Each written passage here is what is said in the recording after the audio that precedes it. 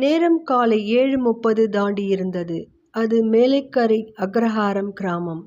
நமது கதை நாயகன் பிச்சுவையர் தன் வீட்டு வாசலில் குடை பரப்பி நிற்கும் அரச மரத்தடியில் நின்றிருந்தார்.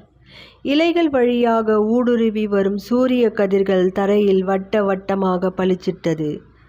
சற்றே திரும்பி பார்த்தார். வேலிப்படலில் முழுவதுமாக படர்ந்திருந்து பிச்சிப்பூ செடி மலர்களை இறைத்திருந்தது. காற்றின் ஊடே மயக்கும் சுகந்த மனம்.